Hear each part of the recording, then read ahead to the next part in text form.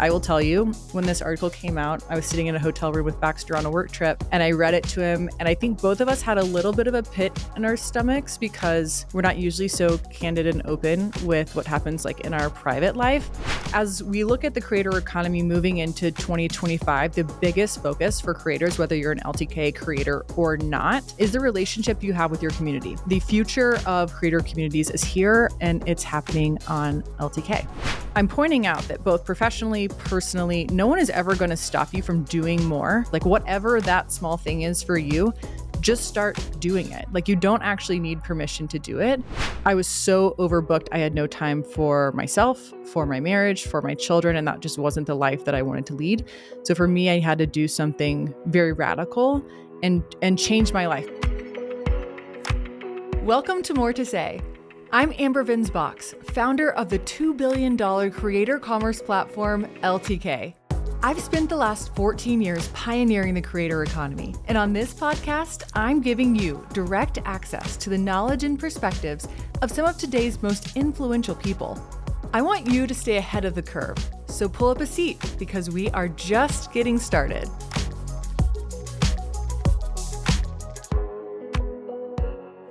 This episode of More to Say is going to be a little bit different from all the other episodes that we've done this year because it's my very first solo episode. You know, More to Say as a podcast launched on the back of my broadcast channel on Instagram. So long story short, I felt like I had more to say than what I was able to express on Instagram otherwise, and maybe across my LTK as well, because I love sharing my outfits with you guys. And I often have company news that's being shared or press that's being shared out. And those are obviously big pieces of my life and maybe my passion points, but I just felt like there was more that I wanted to share with you guys as my community. And so we launched this podcast so that I could do that. And then also I really learn from a lot of the successful people that I'm around, whether that's inside of our organization or just getting to meet other founders candidly. And I take little pieces from each of them. And I wanted to give you guys that access. And so I've had on some of just my most favorite people that I've learned the most from over the years and been able to give you access to those personalities. So I hope that you guys have enjoyed that. I wanted to thank you because as we flash back of what has happened this year with this podcast specifically, we launched in the spring. Right now, we're a top 10% podcast on Spotify. And then overall, I was looking at the episodes that you guys loved. Our most downloaded episode was that episode with Poppy Harlow. So reminder, Poppy, 20 years on CNN as a correspondent, has interviewed some of the most interesting people globally. And I first became friends with her when I watched her jump in at an event and just interview someone that she had never met before. And she had such a rich conversation with them. And I thought, wow, I really want to have that skill set. And I also want to have positive and successful interactions with people that I don't necessarily know or I don't know well. So Poppy came on and shared just strategy for all of us. And I think this is a wonderful thing, especially around the holiday season and even in the new year. Like there is never not a time that you need that sort of information. When we looked at the top 3 downloaded episodes from Spotify, it was Poppy, Lauren and Michael from Him and Her podcast. One of my favorite podcasts they have. I mean, it's excellent. It has definitely become part of my regular weekly listens. And then Mariana Hewitt of Summer Fridays. So her founder story and some kind of unique things about her. On Apple, it was a little bit different. So Whitney from Bumble was one of the top 3. Whitney is a friend of mine from college and we started our businesses around the same time. And Whitney is, she's a marketing genius. And she is really free with her information on this episode specifically. I think my interview with her was different because we are friends. And so I knew things to ask in a different way versus just a journalist who's asking her about her business. So I see how that would be a wonderful one for anyone to listen to. Also on Apple, Charlotte Jones. So she's the chief brand officer of the Dallas Cowboys, and they are now worth over $10 billion. So they are said to be the most valuable sports team in the world, despite not having a wonderful record, which I think is a testament, honestly, to her abilities as a marketer. She also, similar to Whitney, has just approaches things very differently and has created huge value for her organization. And I think there's a lot to learn from Charlotte. I'm a huge fan of hers. She is actually, Whitney and Charlotte have now both spoken at LTKCon. And then Mariana Hewitt was also in a top 3 on Apple. So sort of interesting to see you guys, what your, where you play your episodes and how your interests are different in those places. I have a really great lineup coming for this next year. Please always submit some people that you want me to talk to, but I have a good sense now of who you like and what you want. So in this first solo episode, I'm really doing it based on the feedback that you guys wanted to hear more of my point of view in these episodes and had questions, wanted me to unpack both things that you heard here and stuff that I'm still putting on my broadcast channel. So if you're not on my broadcast channel, go join it. I do pop in just a lot of kind of reflections there and things that I'm learning lately. Thank you to you guys who submitted questions for this episode. So today I want to do a couple things. First, I want to cover the Time article that recently came out and featured me in our business. I want to jump through some of the things very quickly that we're working on as a business right now for creators. I'm going to unpack a few of the things that I've dropped in that broadcast channel this week that you guys have been wonderful to have like dialogues with me in that channel. And then I'm going to go to the QA. So you asked very specific questions. I'm going to answer them very specifically as well. So let's jump in. I first wanted to talk about Time Magazine. So if you're watching this on video, on YouTube, Spotify, then this was the edition with Elon Musk on the cover, holding it up here. This was like a 5 or 6 page spread. So Time Magazine followed me around for several hours over several days in several cities. And this interview was very different. First of all, because Time is not necessarily like a creator economy publication. They're actually just looking at culture. So I was really excited to get to talk to them. I spent so much time with them that we really peeled a lot of the onion back on me personally and the business more so than has ever been done. And honestly, people really just want to know often just about the business and what we're launching. And that's what I talk about. But the founding story has a lot of zigs and zags, I might say. So they actually cover quite a bit about my relationship with Baxter, our experience in fundraising, our move out of the city, why, and what we're doing here. So it became actually a very personal story. I will tell you, when this article came out, I was sitting in a hotel room with Baxter on a work trip, and I read it to him. And I think both of us had a little bit of a pit in our stomachs because we're not usually so candid and open with what happens like in our private life. It was both like freeing and a little anxiety inducing. So if you haven't read that yet, I'm now over it. I think that there's some good stuff that you can learn here. And maybe it'll, I don't know, kick off some other questions that you guys can ask me in my DMs or around this episode. So Time, I think it was honestly a huge moment too for the creator industry because the whole cover, I'm flipping to the page now, is called Shopping Under the Influence. And then revolutionizing retail, how LTK revolutionized retail is what they put out across social media and the headline. And so for creators to get the credit that I do think that you deserve for having done that now almost 14 years into the business, it was a big moment, I think, for our industry. And we candidly saw a lot of big moments that were indications that the creator industry has really arrived in a bigger way than it has before. So check out the Time article, but I had to call that out. And a huge thank you to Time for acknowledging what we're doing here. Then as far as like what's top of mind for us professionally at LTK this year, I just want to spend a quick minute here. Over 2024, we saw social media platforms, which is where most of us, whether you're a business, a creator, you've been able to meet your customer over the last maybe decade. Like that's the primary place, right? And what we saw this year is those platforms moved from community-based or people-based, where you get to kind of choose who you're following and you're keeping up with them, to purely interest-based feeds. So it wasn't just TikTok, it was also on YouTube. It was definitely a big shift on Instagram.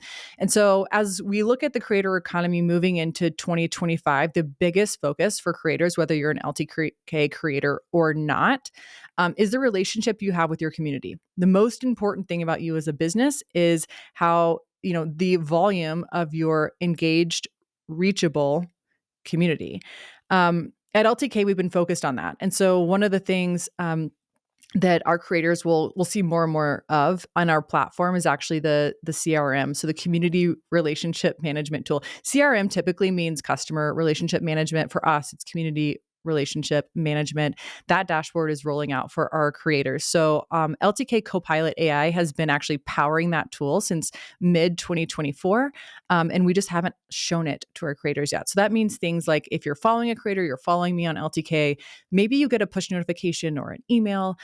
Those things are happening because of who you are and what you like and what you've expressed in our platform. And I actually don't have to do anything to power that. As a creator, that's happening all through the platform. And so our creators will get to see more and more of that and have more and more control over that in the coming year on that CRM.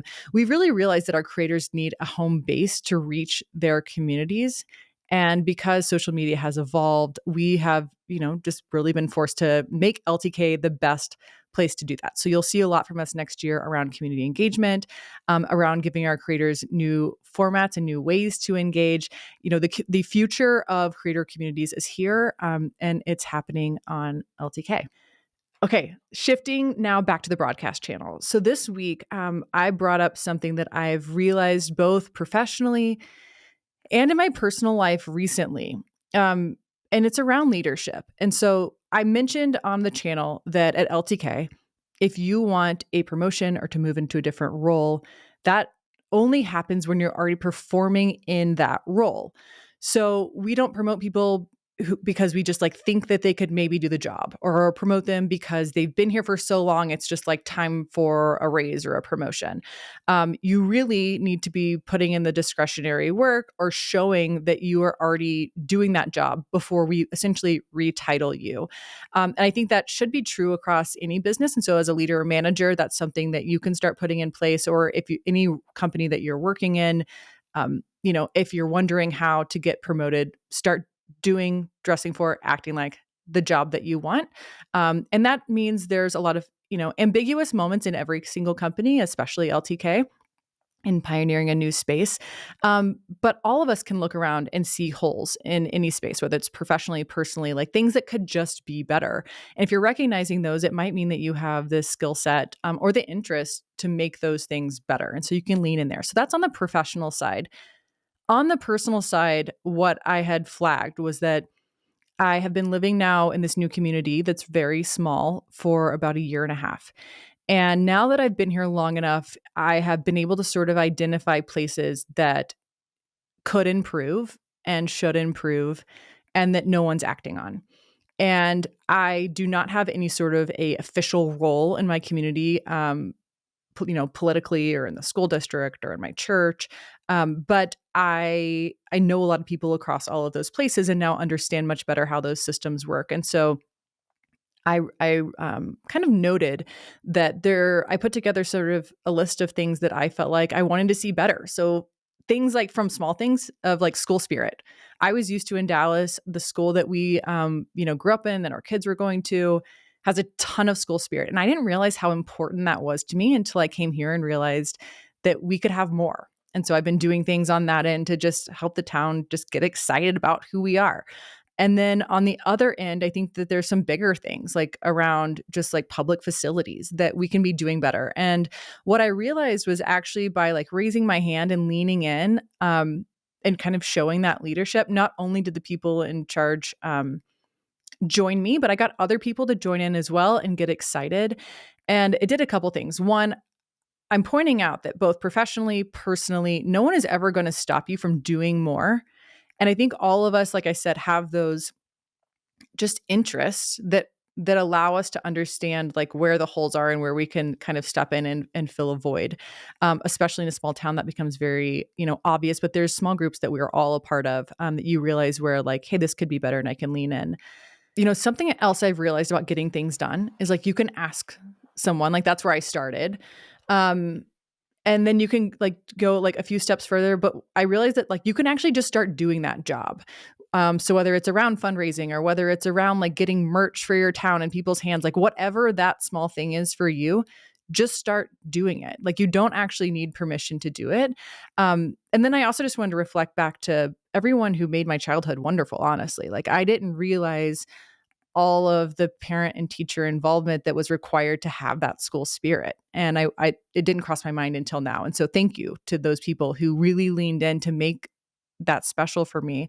For every group that I've been a part of, or every facility that I've been able to attend or experience, I'm now realizing this was part of someone's vision that they stepped in and brought to life, and probably unprompted.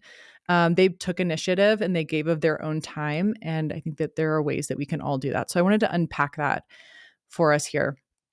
The next thing that I sort of brought up this week was around time. There was a woman in my Sunday school class who said, "We are not living at a human pace."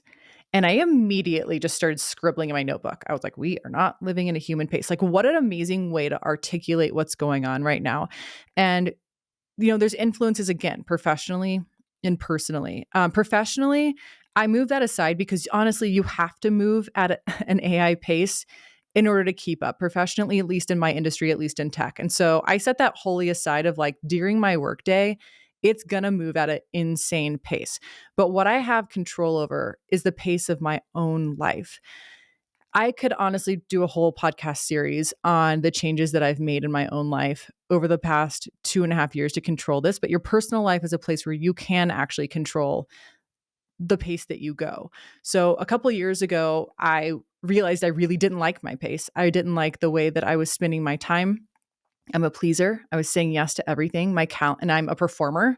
So my calendar, was booked to succeed. I used every single minute to be productive constantly, probably had a productivity, obsession, and addiction. And then also this pleaser mentality of all of my friends and all my family, or they're doing all this stuff where like, or even my business, they need me there. Like they need the support. And what I found was that I was so overbooked. I had no time for myself, for my marriage, for my children, and that just wasn't the life that I wanted to lead.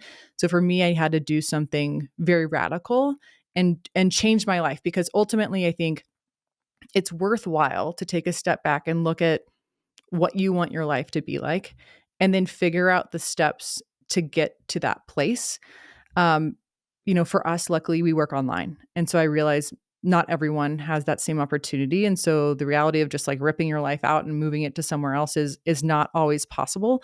But I do think that you can engineer your life and your time to be more thoughtful. My dad, I've mentioned this before in interviews, but this is one of I think the best pieces of advice my dad ever gave me, which is when you say yes to something, you need to know what you are also saying no to on the other side. So example, speaking opportunity, hey, Amber, you can fly to this place and so wants you to speak, and it's in front of this great group. Well, what I need to do then is then quantify, okay, well, that's a night that I'm not putting my kids to bed. That's a morning I'm not driving them to school. That's a day that I'm not in my business. That's an afternoon where I'm not picking them up, or I'm not having conversations. And you just have to put that in the context of your whole life of like, what does it actually cost? And are you willing to make that trade? Because everything in your life is a trade. I mentioned also about how I really think convenience is killing us personally. So now having these two life experiences somewhat recently of like being a city with everything at my fingertips, I can literally do and experience anything I want right there, to living in this like really remote location where I can do almost nothing that I can't do for myself. And what I realized when I go back to the city is that at first I had missed like drive-through food. I was like, oh, how amazing. Like, because here I have to actually cook every single meal. But now when I go back, I realize, well, okay, to drive to get that food, I'm driving through a ton of traffic to get to that drive-through place. That maybe takes me 15 or 20 minutes to get there. And then I'm sitting there and ordering, and then 15 or 20 minutes back. And the food quality is not as high as when I have to actually chop up my tomato, chop my lettuce, grill my chicken, like go to the chicken coop and get some eggs. It's not going to be like as fresh or as healthy for me, and especially not for my children.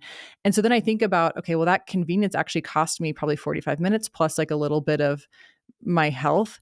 When I'm in Dallas, I think about, well, why would I order those jeans online when I can just go after work and I'll stop by the mall and get those jeans? Well, there's an hour and 15 minutes that I just, the convenience of it. I just took away from my life. So now if I've driven through fast food twice, which is realistic for me when I'm in the city because I'm candidly going to Starbucks every morning and then I'm starting my day. And then if I'm lucky enough to get out for work, I'm going and getting that fast food again. And then I'm coming back and then I'm running some errand because even though I could order something online, it's just quote like easier, right? It's just right there. I'm just going to go get it. So now I've spent like several hours of my day doing things that actually I could have like had to myself in my room, whether it's like to read or to work out or do something else. So they seemed convenient, but they actually weren't convenient. And the other thing to unpack around food that I've realized is when you cook at home, everyone's around the kitchen. Like that's the heart of the home. So not only do my kids see like how I'm chopping things up, like what foods we're buying, what foods they like, what goes together, but we're having conversations as well. So they're both learning about nutrition and we're hanging out together. When you drive to your favorite fast food place, even if it's a healthy fast food place, like you're not having rich conversations in the car. They're not learning much about their food. So I do think that this like sort of convenience things is robbing people. You're probably sensing by now, if you're not on my broadcast channel, that it's a lot of reflections. It's a lot of kind of things that I'm seeing around me or I'm seeing in my life. And I'm starting to realize, I'm in my late mid 30s and I'm just starting to realize things, I think, more about life. And so that's why I'm kind of sharing them with you guys. I had some requests to unpack that and share a bit more about it. And so that's kind of, those pieces. Okay, now let's get to your stuff. I want to go to the QA and be able to answer all the things that you guys asked. Okay, so a couple categories. I saw a lot of creator questions. I saw questions about family. I saw questions about lifestyle. So I'm actually going to start with family, then go to creator, then lifestyle. Okay, question number 1. How do you balance your drive to succeed in business while also making your family a priority? So I am competitive. You've probably noticed that. And I want to do the best in everything that I do. So I see that you noticed that within your question. To me, the success of my family is the absolute most important thing, period. So that means the success of my marriage, which also includes like my own personal, like physical and mental health. It includes the success of my children and then like individually and then us as a unit. And so that is my number one priority if you're going to put it against business. That is where I'm focused. I'll share why. When I was pregnant with my second child, I had this really unique issue. And I'm honestly, you sort of like black out the details of these things and I'm forgetting the names of what it's called. But basically, like the sac that he was in, like didn't fuse to like the wall of my uterus. And so I think it was called a subchorionic hemorrhage. And so basically, it was like this little sack of blood that just like continued to grow and grow and grow and wasn't getting better. It was getting worse every single week. That can end in a miscarriage and you can do nothing about it. So I'm used to like, oh, just eat healthier, like work out, sit still, like be on bed rest. Like there are solutions to things, right?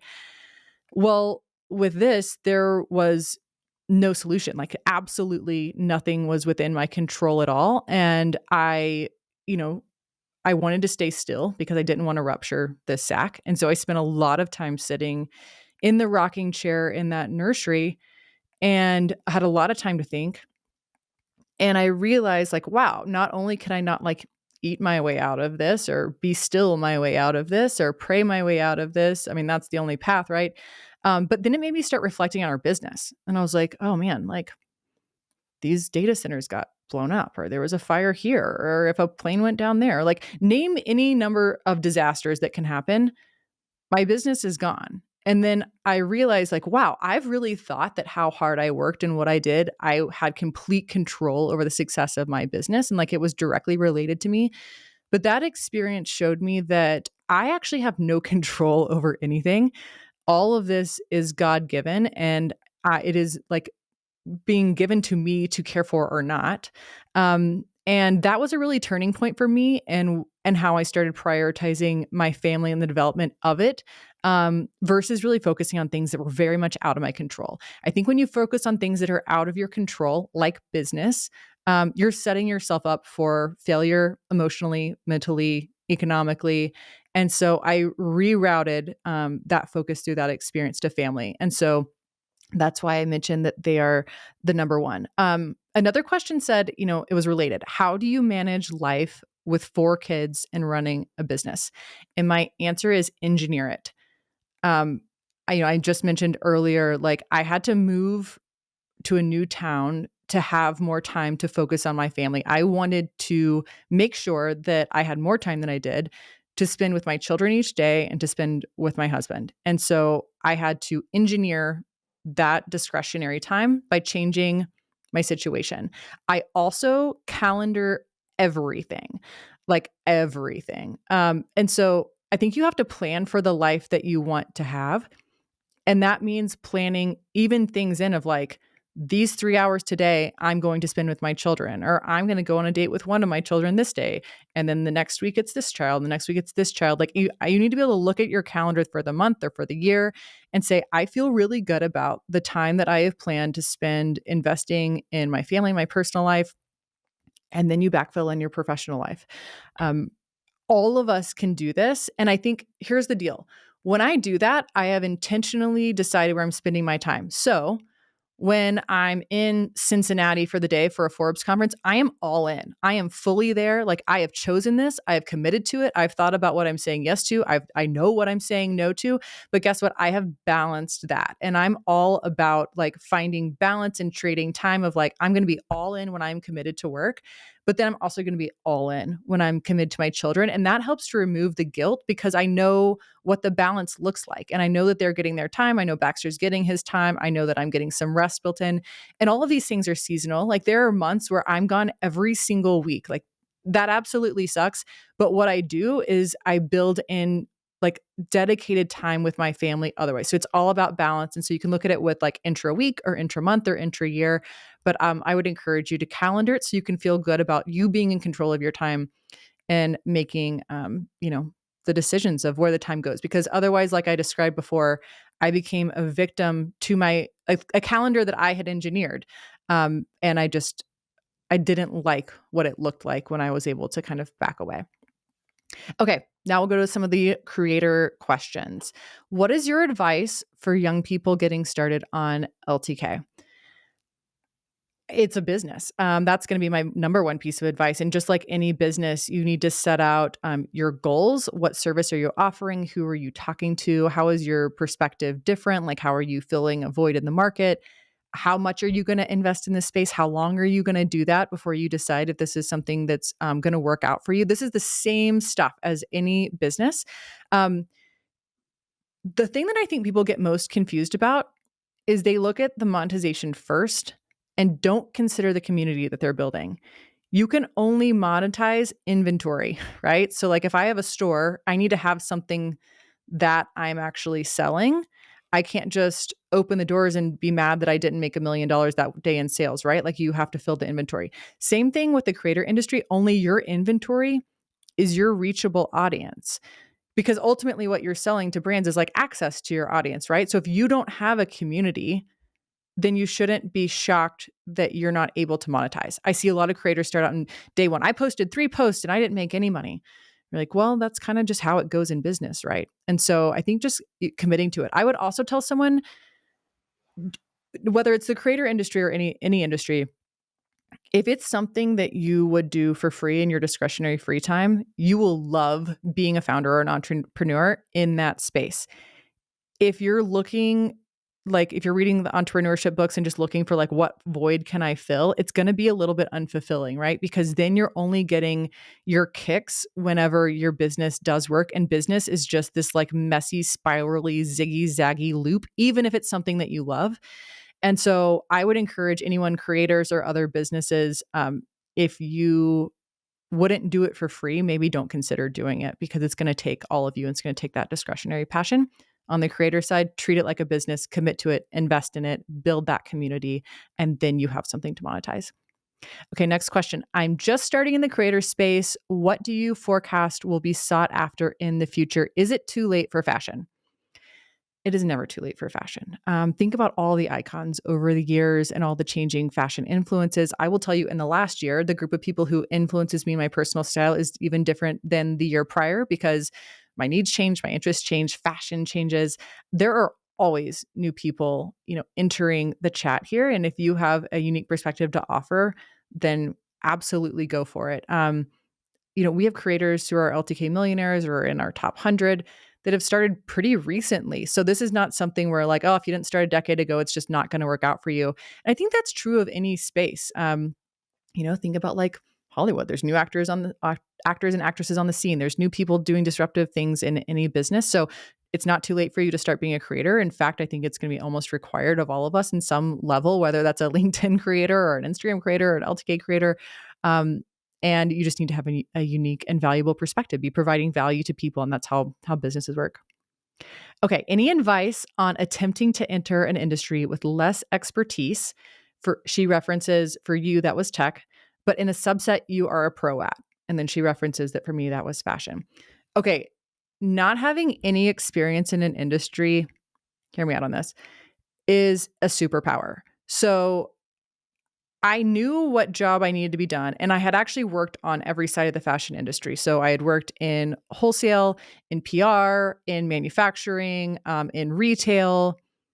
So I had a good sense of what all the players wanted and like how that industry worked, which helped me to sort of like connect the dots. So in that sense, I did have experience and I did know what I was talking about.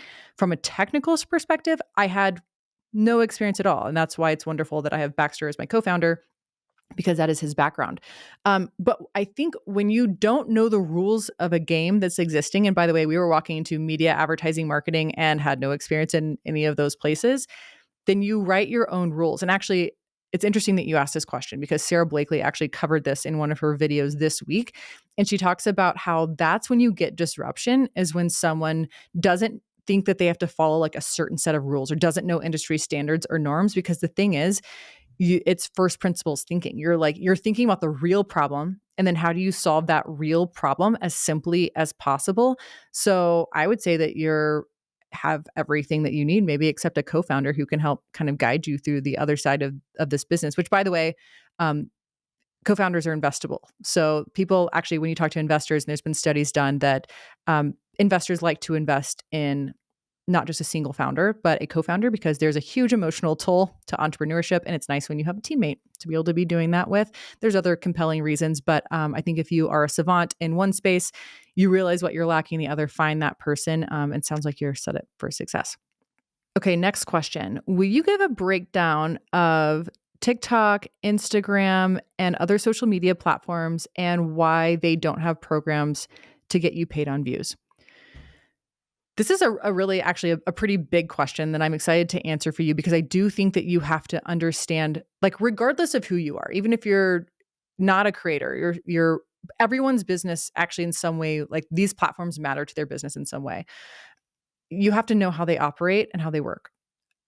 Social media platforms are an advertising business, which means today they work where they get free content provided by creators, everyday people, businesses, community groups. People are putting their content on this platform, and then they're going in and inserting ads between that content, and that's how they're making money. And typically at 100% margin, meaning if they sell an ad, hey, Cheetos, you can insert your ad here for $100. They take that full $100. So these platforms make tens of billions, if not hundreds of billions every quarter from advertising. It is a very lucrative business for them. There are a few that cut creators in on a few content types on their platform in a meaningful way. So they're not all created equal in that sense. But I think your question is, why am I not being paid for contributing content? My answer is because this is not a magazine, because their whole model is built on the premise that they're going to get free content from people all the time, and that they're going to be able to monetize it either directly or indirectly, depending on the platform, and take 100% margin. If you know that that's not the job that they're going to do for you, then you know the next set of choices you need to make, which is then you're able to treat them like the marketing platforms that they are. They're a place to find an audience that is probably a pretty good fit for what you're offering, given their algorithm-based platforms. And then you bring them back home to a business. But none of the platforms that you've mentioned have ever set out and said, my mission is to make creators as economically successful as possible. That's LTK's mission. And I don't think their shareholders would like it very much if they decided to say, hey, we used to take 100% margin, but now we're taking 30% or 70% or even 80% because it would cut their revenue so dramatically that it's just outside of what the market would be able to bear for these companies. So I don't think that you should expect this from them, at least not in a meaningful way. And now you know. Okay, a couple more questions just to wrap this episode up. Lifestyle. So, how do you layer clothing and accessories? Tips for styling. Um, I would say that I look for textures and colors that go well together. I am not a great interior designer. I hire an interior designer, but I notice that she does the same thing. It's like you want colors maybe within the same color family, some things that like relate to each other, but you want a lot of different textures and depth within your clothes. I have always loved structure in clothing, which is why you see me love those like Bronx and Banco dresses that I've worn. If you go to my LTK, you can just search dresses and kind of see all the different stuff over time. I really love just like high construction, but I realize that's not for everybody. I think generally it's all about textures and layers. Typically you want more than just like a simple top with a simple pair of jeans. You need some layers to make it feel a little bit more interesting. I will point out that almost on every podcast I've realized that I've been wearing this cardigan that's just kind of like a heavy cashmere cardigan. So Jenny Kane makes these. Now Quince has a version. This is the Quince version. And then I have two, the Jenny Kane version. It's just like a heavy duty cardigan with these cute little patch pockets on the front. It's slim. If you're not watching me on video right now, it like kind of has like a slim little waist and these belled sleeves. I wear that with denim in a lot and just like a simple handbag. We're in this era still of kind of luxe minimalism, and so it works well. And then I'll just layer like a cute little jacket on top of it or something. So I think you can still get away with like, fewer pieces, but in general, I think layering is what makes your outfits interesting. And then I love it and I'm obsessed with it. So if you actually need outfit ideas, I have over 3,000 of them on my LTK. So you can go to the LTK app. It's free. Search for Amber Venz Box, and it is like an endless scroll of 3,000 outfit ideas, and they're all tagged for you in case you want them. And then let's see. One of the questions was just around who or what do you hire out to keep your life easy? This question, I hope that I can be helpful for you guys on. I think for me at home, because I am a full-time working mom and then have my children, and then we other have, obviously my content business is a business I started. That's why we have LTK today, but like I still do run that. We of course have the local chapter, which is our hospitality property out at Big Bend National Park. And we have some other projects that we work on the side. It's just kind of passion projects that take some of our time. So since we have multiple businesses, I think one of the biggest things for me at home is actually housekeeping. To me, that's the only way that you can get your own time back, because I think about the amount of time it takes all of us to do our laundry and clean our house. And that's time that you could be resting. So I would say if that's something that's within reach, I think that is the biggest difference maker in my life. But I want to give credit to the amazing people who work in every single one of the businesses that I just named, because it would be absolutely impossible for me to do anything at all, honestly, without having that team behind me. So I don't want you to think this is a one-woman show. I think there's probably like 15 people who at some point touch this podcast, even though it looks very simple. And then, at local chapter, multiple team members running that property. I have help here at home. At the office, there's 800 people on the LTK team. So while I might be the face of something, I don't want you to be confused. I am not Superwoman. I don't have 80 hours in the day. This really comes down to being able to scale and delegate and hire wonderful people who are better at doing the thing that you want to be able to do than maybe you are. And one piece of advice, and I'll end on this, a piece of advice that I got from my very first mentor was that if someone can do something 80% as well as you, delegate that thing. And I will tell you, one of the biggest ceilings that I hit in my kind of previous businesses and early in this business was not being able to delegate, because I am a perfectionist. I want the best. I'm like aiming very, very high. And I felt like my fingerprints needed to be all over everything and I needed to micromanage. That did not work very well for me. So once I was kind of unlocked, and this was probably around 2015, I want to say, that I got this piece of advice.